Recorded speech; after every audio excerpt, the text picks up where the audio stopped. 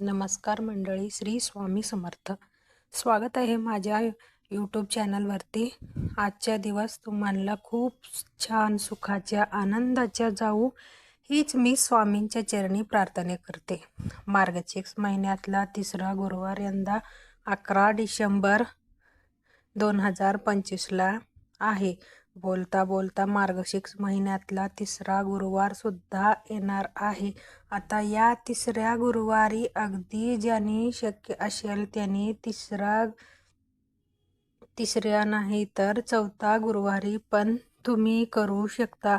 आपल्याला काय करायचे आहे, या गुरुवारच्या निमित्ताने आपल्याला भगवान विष्णूच्या सुद्धा सेवा करायची आहे. तर दर गुरुवारी मार्गशीर्ष असे किंवा कुठला पण गुरुवारी असो, भगवान विष्णूंच्या सेवा करणं खूप महत्त्वाचं मानलं जातं. आता तुम्हाला काय करायचं आहे, मार्गशीर्ष महिना हा भगवान विष्णूचा अतिशय प्रिय असा महिना आहे. म्हणून तर हा महिन्यात आपण भरपूर भगवान विष्णूच्या सेवा करत असतो. त्यांच्याबरोबर लक्ष्मीच्या व्रत आपल्या चालू आहे. लक्ष्मीच्या पूजन आपण दर गुरुवारी करत असतो. बरेच घरात रोज सेवा चालू आहे.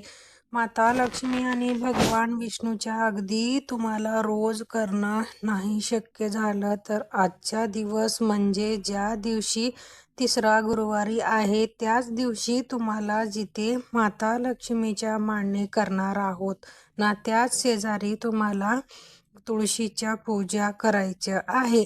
आता ही तुळशीच्या पूजा कशी करायच्या ते तुम्हाला सांगते. अर्थात आपल्याकडे तुळशी वृंदावन असेल, एक कुंडीमध्ये आपण तुळशीच्या स्थापना केलेली असेल तर जिथे मांडणी आपण करतो ना त्याच शेजारी तुम्हाला तुळशी ठेवायची आहे आणि त्याची सुद्धा पूजा करायची आहे.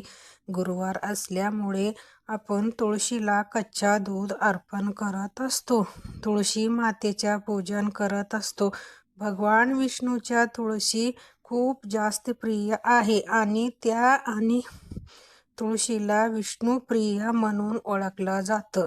मग माता लक्ष्मी सोबत तुळशी वृंदावन आपण आता खूप जण असेल आणि जर ते तुम्ही इथे आणू नसेल शकत तर तिथे तुम्ही पूजा करू शकता.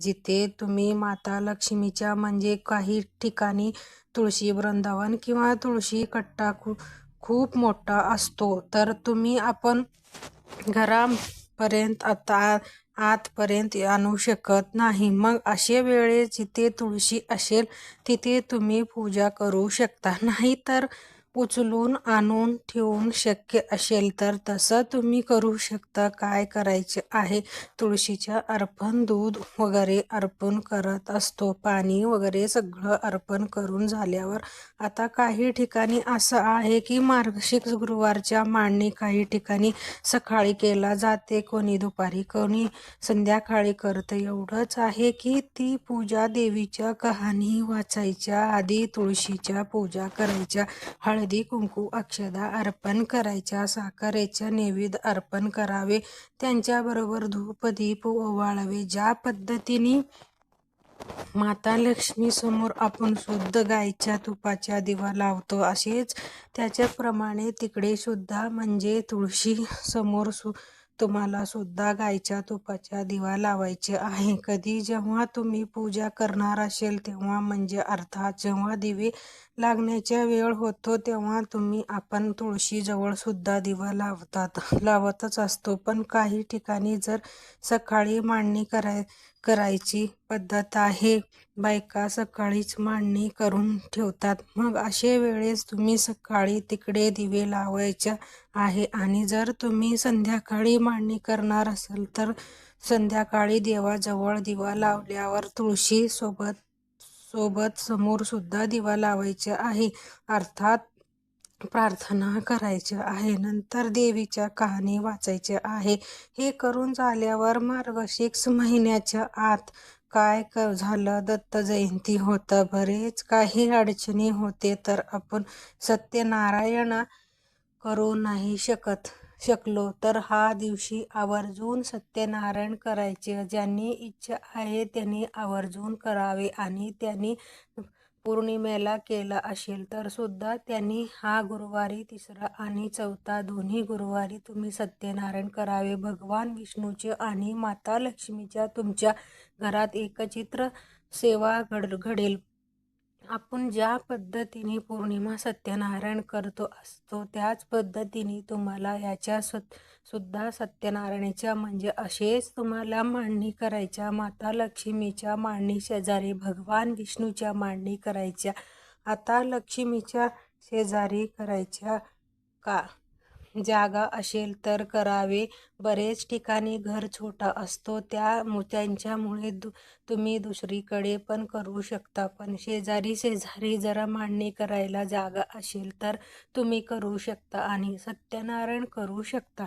आता पौर्णिमा सत्यनारायणाला आपण प्रदोष काळ करतो असतो. इथे तुम्हाला शक्य असेल तर संध्याकाळी तुम्ही सत्यनारायण करा. आणि ज्यांनी इच्छा आहे की ताई आता मी पण राहून गेले तर मला सुद्धा सत्यनारायणला करायचे आहे, जे काही दरवर्षी मी करत असतो, तर हा वर्षी सुद्धा तिसऱ्या गुरुवारी मी सत्यनारायण करणार आहे.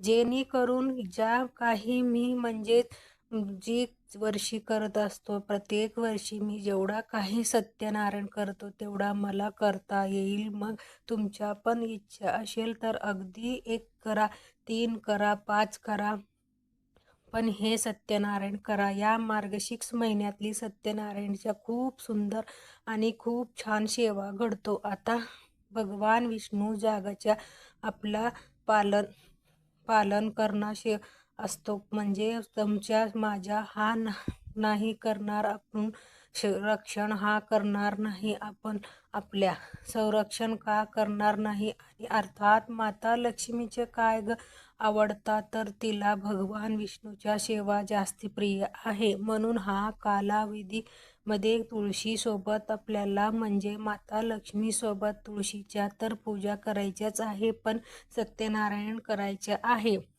ह्या दिवशी विष्णू सहस्त्रनाम आणि व्यंकटेश स्तोत्र तुळशीच्या पूजन करून झाल्यावर अगदी सत्यनारायण केलं किंवा आधीच करून झालं आहे तरी सुद्धा तुम्ही व्यंकटेश स्तोत्राच्या आणि विष्णू सहस्त्रनाम इतका दिव्य अनुभव देणार हे स्तोत्र आहे. विष्णू सहस्त्रनामाच्या खूप प्रभावी आहे. तुम्ही अगदी वाचायला जर अवघड असेल तुम्ही घरात जरा रोज लावून दिला त्यांच्या चालू यूट्यूबवर वगैरे त्याच्या कहाणी उच्चार आहे ना, सुरुवातीला वाचायला अडचण होतो, सहज समजा शक्यतो, पण खूप सुंदर आहेत हे.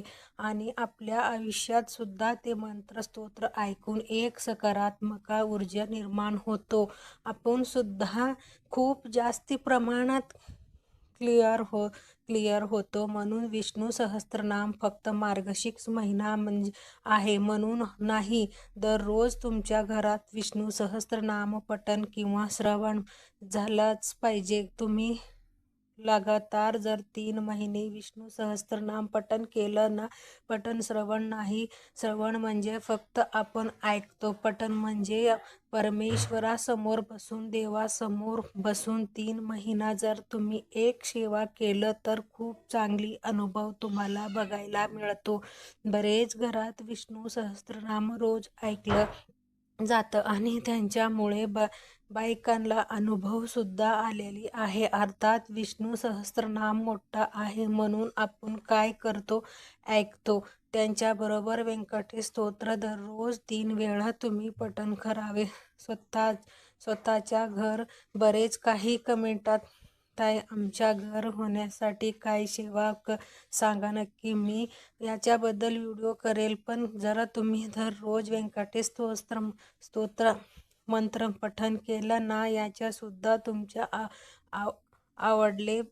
अडचणी तुमच्या जे काही कष्ट आहे, जे काही काम आहे, जे मार्ग लागत नाही आहे ते सुद्धा मार्ग लागायच्या मदत होईल एवढा प्रभाव हे विष्णू सहस्त्रनाम व्यंकटेश स्तोत्र आहे. विष्णू गायत्री मंत्र, लक्ष्मी गायत्री मंत्र याच्या तुम्ही पठण करू शकता. तुम्ही कुंकू अर्चन करू शकता. ज्यांनी पहिला आणि दुसऱ्या गुरुवारी काही सेवा करायला जमलं नाही त्यांनी कुंकू, ज्यांनी लवंगाच्या अर्चन करणं जमलं नाही किंवा नाही करण्यास पहिला आणि दुसऱ्या गुरुवारी सेवा करायला जमलं नाही त्यांनी या 2 गुरुवारी सुद्धा सेवा करू शकता. मनात भाव आहे, श्रद्धा आहे. परमेश्वर फक्त भक्तीच्या भुकेला असतात. मला माहिती आहे बरेच महिला पहिला गुरुवारी गेला, दुसरा गुरुवारी गेला तुम्ही तिसरा गुरुवारी पूजा करू शकता. आता तिसरंही गेली तर तुम्ही शेवटच्या गुरुवारी तर पूजा करू शकता. काहीच न काही करण्यापेक्षा काही केला नेहमीच चांगला असतो. म्हणून काही अडचणीमुळे जरा तुम्हाला ते करणं शक्य झालं नाही तर तुम्ही ह्या गुरुवारी 2 गुरुवारी तुम्ही करू शकता. आता बरेच ठिकाणी असं असतं की 2 गुरुवारी गेले ते आपण पाऊस महिन्यात 2 गुरुवार धरतो, नंतर उद्यापन करतो. तुमच्या इच्छा असेल तर ते सुद्धा तुम्ही करू शकता. शेवटी श्रद्धा, विश्वास महत्त्वाचे आहे. सेवा किती आपण तळमळीनं करणं ते न महत्त्वाचे आहे. बाकी सगळं काय करावी ते महाराज आहेत. तर आजच्यासाठी फक्त इतकाच झालेली सेवा स्वामींच्या चरणी मी तुम्हाला रुजू करते आणि आजच्या इथेच थांबवते. आवडला असला तर लाईक, शेअर, सबस्क्राईब करा. भेटूया परत असेच एक नवनवीन व्हिडिओपर्यंत. तोपर्यंत सर्वांना श्री स्वामी समर्थ.